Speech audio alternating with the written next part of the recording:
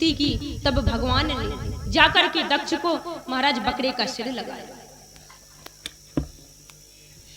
क्योंकि उनका सिर महाराज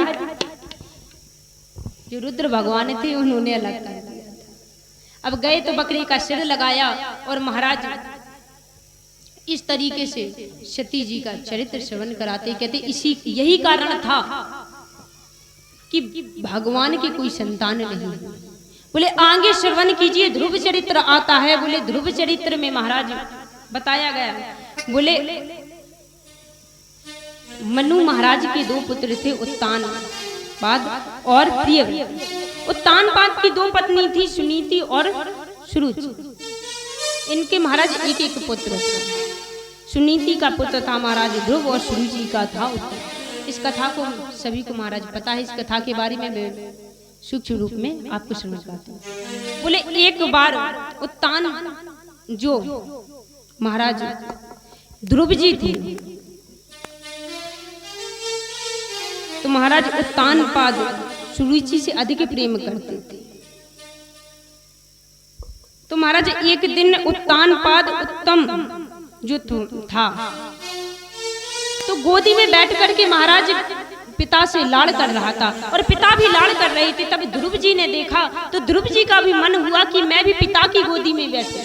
अब गया महाराज ध्रुव और जैसे ही बैठा तो महाराज उसकी जो सौतेली माँ थी, आज सौतेली माँ ने हाथ पकड़ के महाराज खींच दिया और कहा कि तू पिता की गोदी में नहीं बैठ सकता। क्यों? क्योंकि तूने मेरे गर्भ से जन्म लिया और अगर तुझे बैठना है तो तू जाकर के भगवान का तप कर और तपस्या कर और उनसे कहना जब मिले कि दूसरा जन्म मेरी सौतेली माँ के गर्भ से देना, तब जाकर के तू पिता का प्यार पाएगा।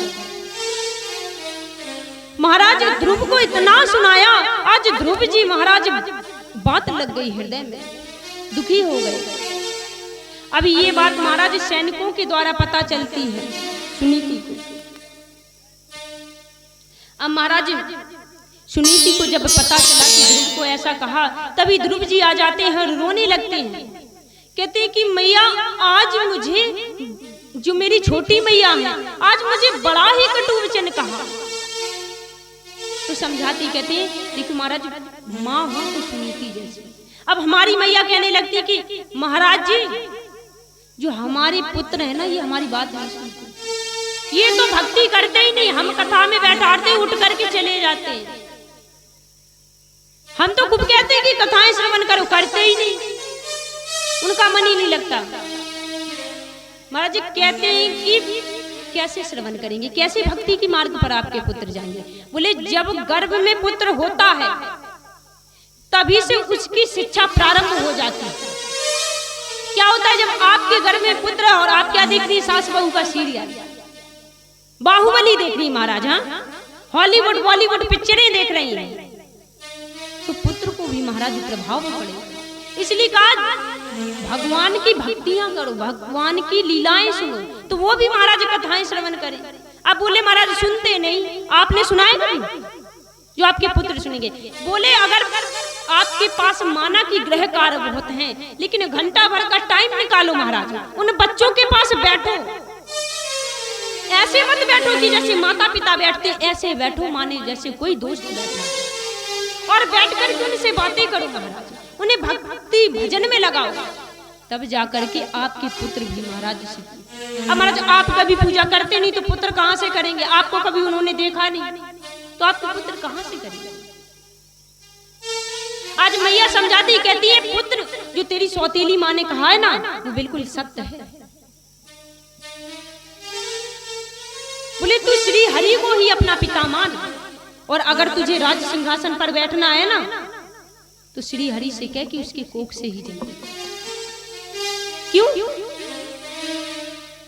क्योंकि तेरे जो पिता हैं मुझे तो प्रेम नहीं करते, इसलिए तू जाकर के भगवान से कहे कि भगवान को ही मना। आज महाराज ध्रुव जी को इतनी बात लगी, ध्रुव जी चले गए, वन के लिए आगमन कर गए। तभी नारद जी मिल जाते हैं।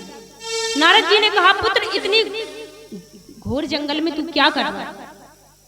कोई शेर वगैरह आ गया, चीता ईटा तो तुझे खा जाएगा।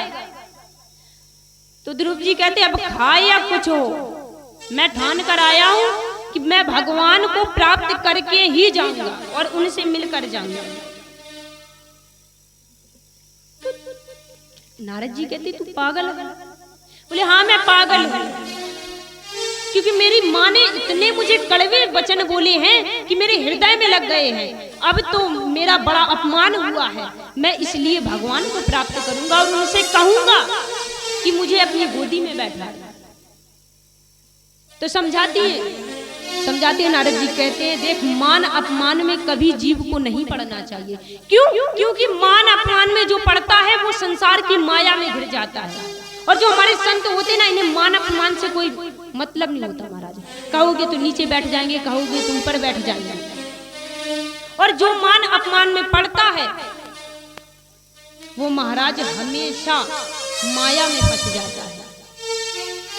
लेकिन ध्रुव जी नहीं माने, बोले ना मुझे तो भगवान की गोदी में बैठना है, मुझे बात लगी है भाई। अच्छा बोले अगर नहीं मानता तो मैं एक मंत्र देता हूं, उस मंत्र का उच्चारण कर। अब नारद जी ने मंत्र दिया, बोले ओम नमो भगवते वासुदेवाय नमः। मंत्र दिया, बोले इस मंत्र का उच्चारण कर। और मधुवन का एक वन है, वहां पर ऐसा है मानो जैसे श्री हरि निवास करते हैं। वहीं पर जाकर के दोनों टाइम स्नान संध्या कर और भगवान का जप कर इसी नाम का और यही मंत्र का उच्चारण। अब महाराज ध्रुव जी ने शुरू कर दिया। महाराज जी बोले कि जब 3 महीने हुए तो महाराज जी 3 दिन में महाराज जी जो कैथ फल होता है, 3 दिन बाद कैथ फल खा करके अपना जीवन निर्वाह किया। बोले जब 6 दिन हुए महाराज, जब 6 दिन की तपस्या की और केवल घास फूस खा करके रहे, बोले महाराज फिर भी नहीं आए तो 9 दिन में महाराज केवल जल पी कर रहे, फिर भी नहीं आए। तो कहा कि 12 दिन तक महाराज केवल फिर वायु, महाराज वायु को खींचने लगे। फिर भी देखा ध्रुव जी ने कि आ नहीं रहे भगवान, तो और भी कड़ी तपस्या की, हाथ जोड़ करके महाराज एक पैर के बल खड़े हो गए। और महाराज आज ध्रुव जी ने अपनी इंद्रियों को जीत लिया, अपने मन को जीत लिया। तभी सारे देवता घबरा गए और ब्रह्मा जी के पास गए। तो ब्रह्मा जी समझाते हैं, कहते हैं कि समय आने पर भगवान दर्शन दे, और भगवान की प्राप्ति के लिए ही उसने ये इतना घोर तप किया। आज महाराज समय आया, भगवान विष्णु आए और आकर के ध्रुव जी को दर्शन दिया। अब लेकिन ध्रुव जी तो बैठे हैं, भगवान आए, भगवान जैसे ही आए महाराज तो ध्रुव जी कोई होश नहीं। क्यों? क्योंकि उनके मन में सांवले सलोनी कन्हैया बसे हुए थे। तो भगवान ने क्या किया, जो उनके हृदय में सांवले कान्हा थे उनको महाराज अदृश्य कर दिया। अब जैसे अदृश्य किया घबरा गए, बोले हमारे कान्हा कहाँ गए, हमारे प्रभु कहाँ गए। और देखा जिसको मैं हृदय में खोज रहा था वो आज स्वयं है। महाराज कहा जैसे ही देखा तो आज ध्रुव जी को कुछ बोलना नहीं आ रहा। जब ध्रुव जी कुछ बोल नहीं पा रहे तब भगवान ने शंख लिया और उनके कपोलों में महाराज रख दिया। तब ध्रुव जी स्तुति करने लगते और कहते हैं प्रभु कि हे प्रभु मुझे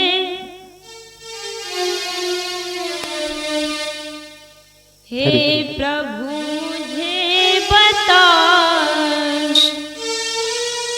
गुणगान कैसे गाऊं। हे प्रभु मुझे बता दो, हे प्रभु मुझे बता दो गुणगान कैसे गाऊं।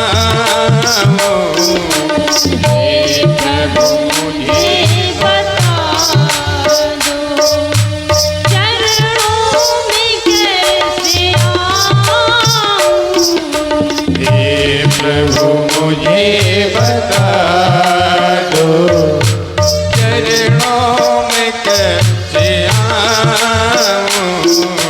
माया माया की बंधना से, माया की बंधना से अब मुक्ति कैसे पाऊं। हे प्रभु मुझे बता गुणगान कैसे गाऊं। हे प्रभु मुझे बता दो। महाराज आज स्तुति की ना जानू कोई पूजा अज्ञान हूँ मैं भगवन। ना जानो कोई पूजा अज्ञानी हूँ मैं भगवन। ना जानू कोई पूजा अज्ञान हूँ मैं भगवन। ना जानो कोई पूजा अज्ञान हूँ मैं भगवन। करना कृपा दयाल करना कृपा दयालु। इस कैसे मैं दिखाऊं। हे प्रभु मुझे बता दो चरणों में कैसे आऊं। हे प्रभु मुझे बता दो चरणों में कैसे आऊं। हे प्रभु मुझे बता। कहा कि प्रभु मुझे कोई ज्ञान नहीं। हे परमपिता परमेश्वर, हे सृष्टि को पालने वाले, मुझे ना ही आपकी पूजा का पता है ना ही आपके रूप का पता। केवल पता इतना है कि आपका नाम लेने से आप तुरंत आ जाते हैं और दया करते हैं। आज प्रभु ने कहा कि महाराज जो संतों को भी दुर्लभ है ध्रुवलोक प्रदान किया भगवान ने, और महाराज ध्रुवलोक प्रदान करके कहा कि तू राज्य कर, और इतना कह करके भगवान चले गए। अब ध्रुव जी को महाराज खेद भी हुआ, क्यों? क्योंकि बोले मुझे इस माया में नहीं पड़ना था, फिर भी प्रभु ने दिया। प्रसाद समझ करके उसे स्वीकार किया, और समय आया महाराज अब किसी ने जाकर के बता दिया कि आपके पुत्र को भगवान की प्राप्ति हुई। तो कहते हैं ना महाराज, जो पहले आपकी बुराई करते हैं, जो आपको महाराज कभी देख नहीं सकते, और अगर आप कोई पद पा जाए, कोई सम्मान पा जाए, तो महाराज वही लोग सबसे पहले आगे आते हैं। जो ईर्ष्या करते हैं आपके बढ़ने पर, वही आगे दिखाएंगे महाराज। कहते हैं जा पर कृपा राम की होई, सुता पर कृपा करें सब। आज महाराज जो सौतीली मैया थी सबसे आगे थाली लेकर के खड़ी हुई। महाराज समय आया, राज्यपाट ध्रुव जी को महाराज सौंप करके उनके पिताजी वन के लिए चले जाते हैं भजन करने के लिए। और जो उनका भाई था, कहा बोले जो भाई था महाराज यक्षों ने उसे मार दिया था, और आगे चल करके यक्षों से ध्रुव जी ने युद्ध किया। और जब जाने लगे यम लोग महाराज देवता आए, देवताओं के जो पार्षद थे लेने आए, तो कहा कि मेरी मैया कहाँ है, मैं बिना मैया के तो नहीं जाऊंगा। बोले दूसरा रथ उनके लिए भी तैयार है, आ रही है। अब महाराज इस तरीके से ध्रुव जी की कथा का वर्णन किया। बोले नारद जी, अब एक कथा आती है नारद और प्राचीन बरही। कहा मैत्री जी विदुर जी से कहते, बोले एक मैं कथा आपको श्रवण कराता हूँ जो जीव और परमात्मा से मिलन कराती है। किसकी कथा है? बोले एक प्राचीन वरी राजा था महाराज, उसने यज्ञ किया और यज्ञ में अनेक पशु पक्षियों की बलि दे दी। महाराज यज्ञ करता, गाय को काटता, बकरे को काटता, मुर्गे को काटता, महाराज सभी को काट काट के यज्ञ कर रहा था। नारद जी ने ये दृश्य देखा, नारद जी घबरा गए और नारद जी तुरंत आए। बोले अरे राजन ये क्या कर रहे हो? बोले आप जिसे काट रहे हो ना, ऊपर देखो जरा, देखिए ऊपर जिनकी आपने बलि दी है ना, वही काल के रूप में आपको मारने के लिए खड़े हैं। कहा कि सुनो राजन, भगवान को प्राप्त करने के लिए, भगवान को प्रसन्न करने के लिए किसी बलि की आवश्यकता नहीं पड़ती। महाराज हमने कुछ माताओं से बोल दिया एक बार कि जीव की हत्या करना महाराज पाप है, देवी माना प्रसन्न होती है, आप बलि देते हैं।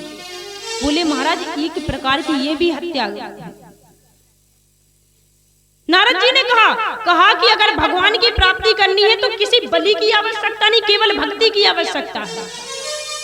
तो प्राचीन वरही ने हाथ जोड़े, बोले महाराज मैं आपसे माफी मांगता हूँ, अब मैं क्या करूं, इसका उपाय बताइए। तब एक कहानी बताते हैं। बोले सुनो, बोले एक पुरंजन नाम का राजा था और उसका मित्र था अविज्ञा।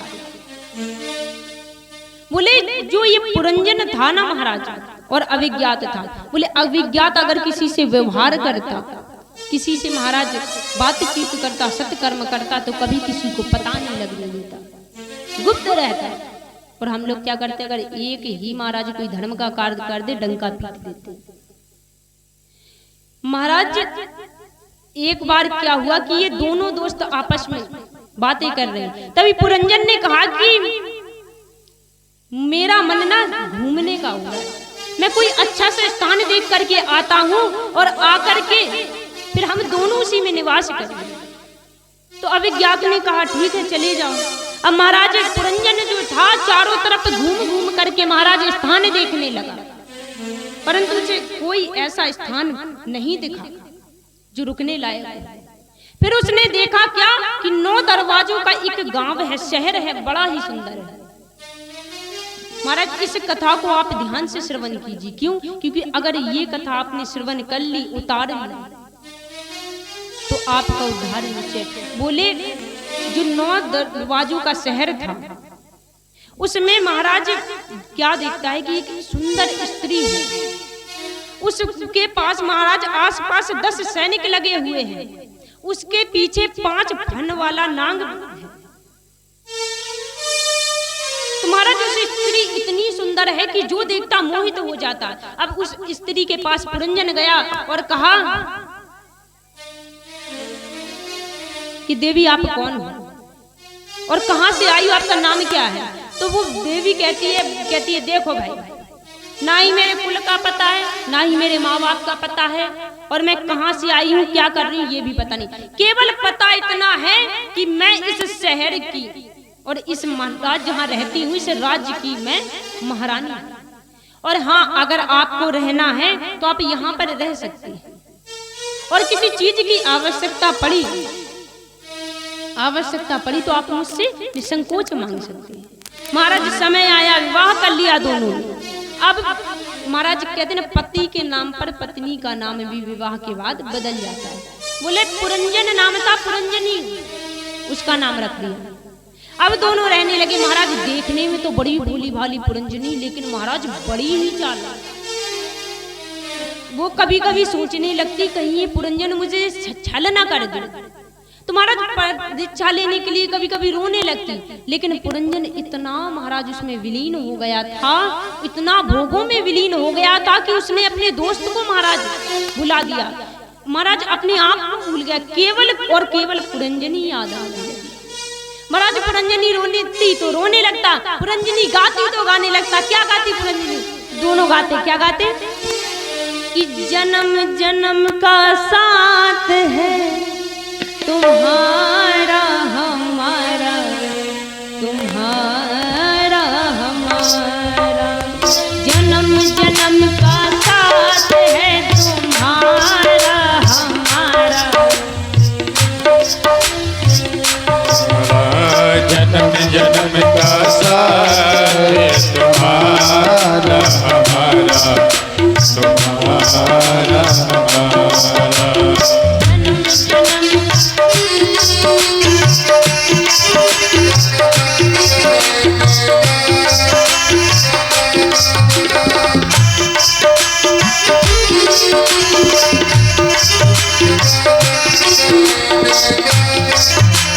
दोनों गाते कहते हैं, क्या कहते हैं दोनों?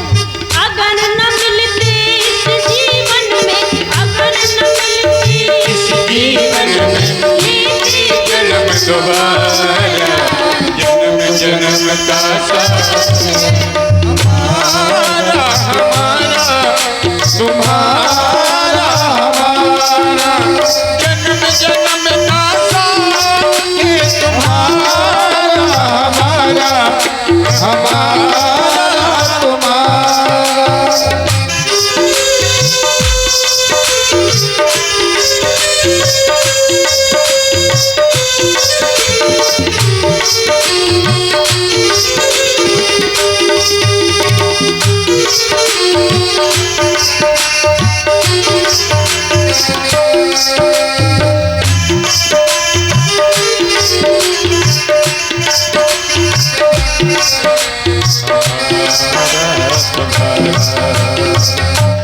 महाराज दोनों गाते, महाराज इतने भोगों में विलीन हो गए कि कुछ याद नहीं रहा।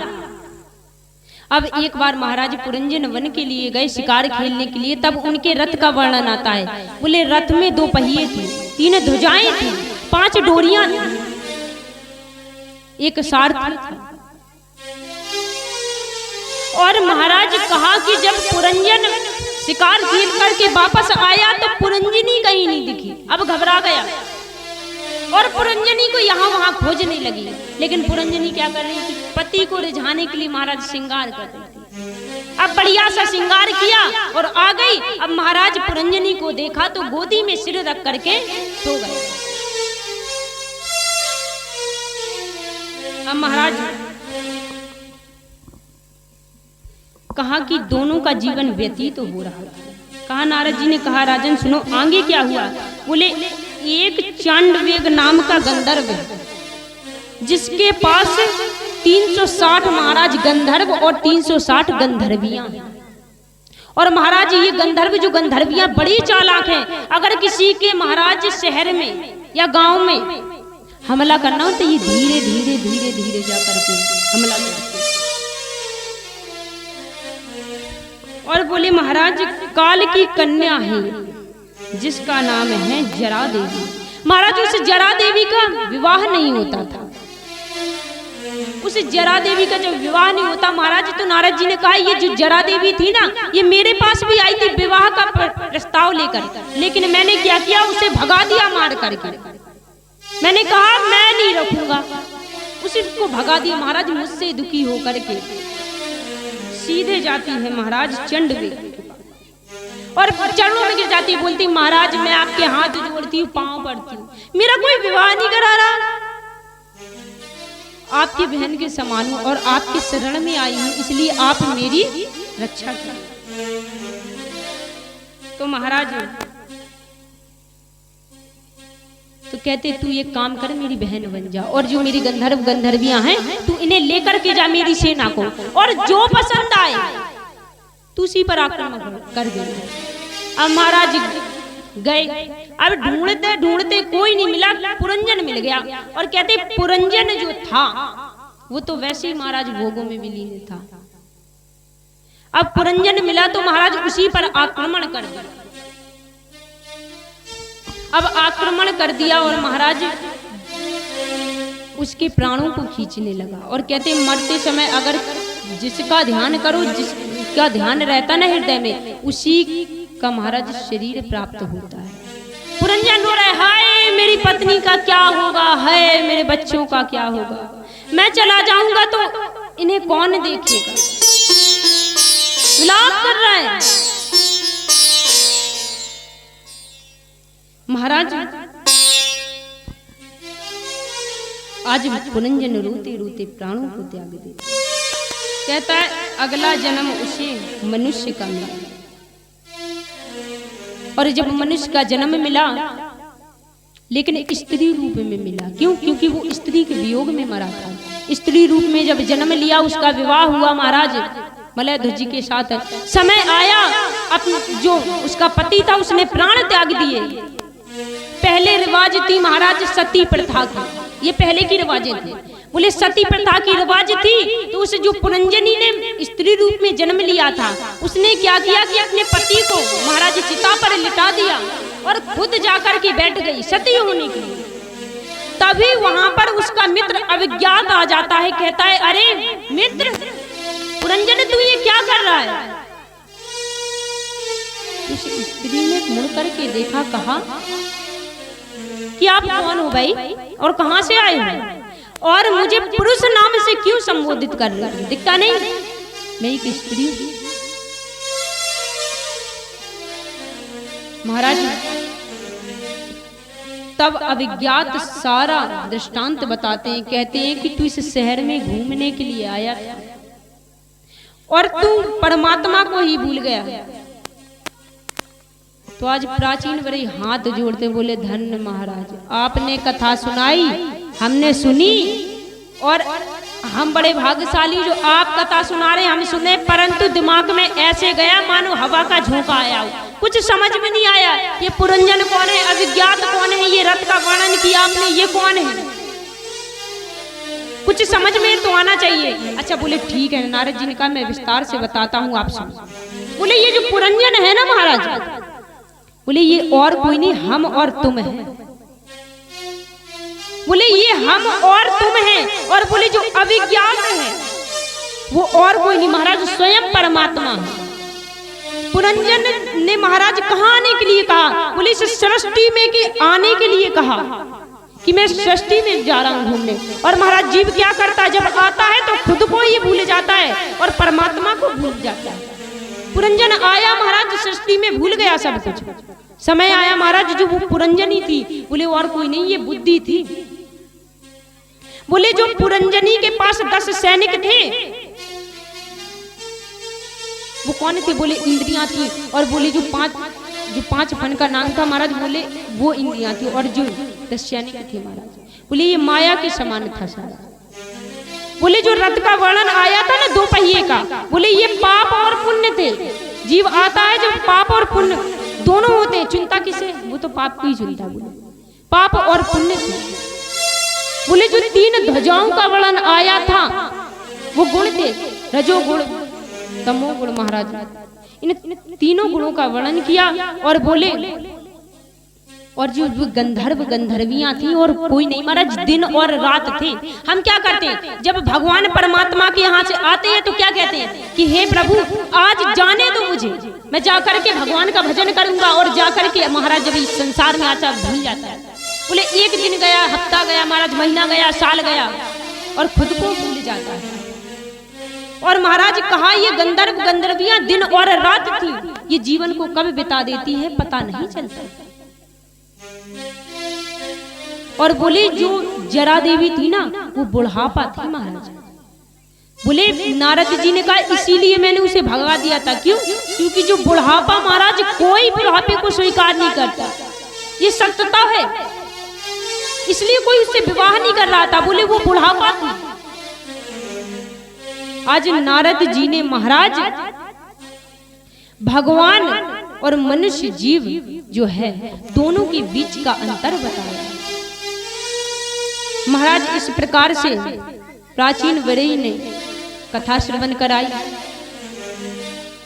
और अपनी वाणी को मैं यहीं विराम देती हूँ। और कहा कि इस जीव जो है ये माया में फंस जाता है और किस प्रकार से अपने जीवन को धीरे धीरे निकाल देता है। कैसे निकालता है? बोले कि वक्त का ये परिंदा रुका है कहाँ, मैं